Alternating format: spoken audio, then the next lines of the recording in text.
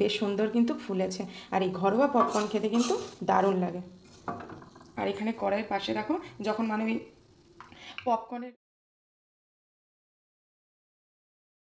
আজকে সন্ধ্যার টিফিনটা রেডি করার জন্য এখানে দেখো নিয়ে নিয়েছি, পড়েই যাচ্ছে সব কিছু। এখানে আছে মুড়ি, মুড়ি মানে আজকে মুড়ি দিয়ে কী মেনু হবে সন্ধ্যার সেটাই তোমাদের সঙ্গে শেয়ার করবো। তো এখানে নিয়ে নিলাম মুড়ি, আর তার সাথে আছে এখানে একটা শশা, আর খুব সিম্পল। আর এখানে আছে পপকর্ন। তো ডুগু আজকে পপকর্ন খাবে বলেছে, তো ওর জন্য পপকর্ন করছি। এর আগের দিনও পপকর্ন করেছে। আসলে ডুগু পপকর্নটা খেতে খুব ভালোবাসে। তো এইরকম দেখো 6 টাকা 10 টাকার ছোটো ছোটো প্যাকেট কিন্তু এরকম আমার বাড়িতে রাখাই থাকে ডুগুর জন্য। ওর যখন খেতে মন চায় তখনই কিন্তু আমি বানিয়ে দিই। চলো তাহলে স্টার্ট করি। আর একটা জিনিস আছে, সেটা হচ্ছে এই দেখো এখানে আছে বাদাম, এই কাঁচা বাদাম আছে। তো কাঁচা বাদাম দিয়ে কী করবো দেখতে থাকো আর আমার সাথে থাকো। চলো এবার রান্নাটা তাহলে স্টার্ট করি। কড়াইটা অলরেডি বসিয়ে দিয়েছি, আর তোমরা সকলেই জানো যে আমি কালো কড়াইতে রাঁধতে খুব ভালোবাসি। তো কড়াইটা বসিয়ে দিয়েছি, আর কড়াইয়ের মধ্যে তেল দেওয়ার পর দেখো একটু লবণ দিয়েছি। কেন লবণটা দিলাম সেটা পরে তোমাদের সাথে শেয়ার করছি। এটা যে আমি কেটে রেখেছি এই পপকর্নটা, এটা আমি এবার এর মধ্যে দিয়ে দেবো। ওই দেখো পপকর্নগুলো দেখা যাচ্ছে, দেখতে পাচ্ছ তোমরা পপকর্নটা? এবার এটা দিয়ে দেবো। এখানে বেশিক্ষণ দাঁড়ানো যাবে না বন্ধুরা, পটপট করে ফাটবে। তো এখন আর তোমাদের সঙ্গে আমি বেশি কথা বলবো না, পরে তোমাদের সাথে আমি কথা বলছি।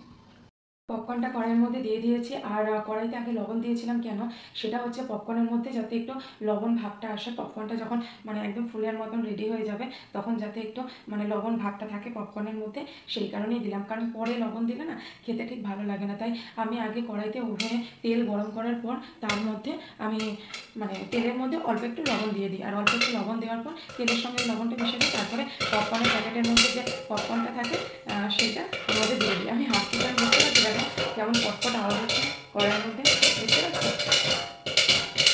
নিশ্চয়ই শুনতে হচ্ছে কেমন একটা পটপট পটপট আওয়াজ হচ্ছে। আর ওই দেখো পপকর্নগুলো দেখো কড়াই থেকে উঠছে, কিন্তু এদিক ওদিক পড়ে যাচ্ছে, দেখতে পাচ্ছ তোমরা? কড়াই থেকে কিন্তু পড়ে যাচ্ছে। তা চলো আমার পপকর্নটা পুরোপুরি রেডি হয়ে গেছে, তোমাদেরকে একবার দেখিয়ে দিই।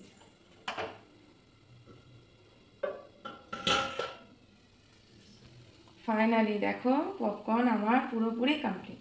তো চলো এবার একটু তো ফাইনালি বন্ধুরা আমার পপকর্ন কিন্তু এখানে দেখো পুরোপুরি রেডি হয়ে গেছে। দেখো সবকটা এখানে রেডি হয়ে গেছে, এবং পপকর্নগুলো দেখো বেশ সুন্দর কিন্তু ফুলেছে। আর এই ঘরোয়া পপকর্ন খেতে কিন্তু দারুণ লাগে। আর এখানে কড়াইয়ের পাশে দেখো যখন মানে ওই পপকর্নের বীজগুলো যখন ফাটছিল তখন একটা দুটো দেখো কড়াই থেকে ওভেনের বাইরে পড়ে গেছে। তো এখন এটা বাটিতে বেড়ে নেবো।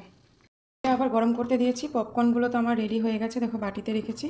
আর এখানে আমি আরেকটা টিফিন রেডি করব, তার জন্য একটু কড়াইতে তেল দিয়ে দেবো। আর আমি যেহেতু বেশিরভাগ রান্নাই আমি রিফাইন তেলে খাই, সর্ষের তেলটা আমি কম ইউজ করি, তো সেই কারণে আমি রিফাইন তেলেই কিন্তু রান্নাটা করলাম। আর এখানে দেখো বাটিতে আমি বাদাম নিয়ে নিয়েছি, তো এখন এই বাদামগুলো আমি ভেজে নেব। খুব বেশি বাদাম কিন্তু নেব না, কারণ আমি অল্প পরিমাণে করব। যতটা পরিমাণ আমি মুড়ি দেবো এর মধ্যে সেই পরিমাণ আমি বাদাম দিলাম। আর খুব একটা বেশি আমি বাদাম খাবো না, এই কারণে অল্প পরিমাণ বাদাম দিলাম, যাতে বাদামের যে স্মেলটা সেটা যাতে মুড়ির মধ্যে আসে, এবং কয়েকটা বাদামের দানা যাতে মুখে পড়ে সেই রকম। আমি কিন্তু বেশি বাদাম এর মধ্যে দেবো না। তো বাদামগুলো এখানে আমি একটু ভেজে নেবো লাল লাল করে।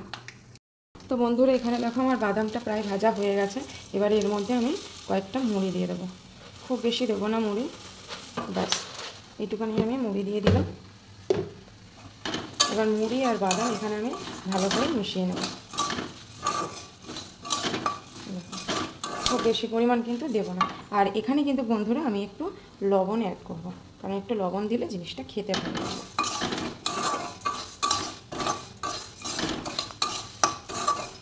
তাহলে চলো এই রান্নাটা আমি রেডি করে নিয়ে বাটিতে ঢেলে তারপরে তোমাদের সঙ্গে আবার কথা বলছি।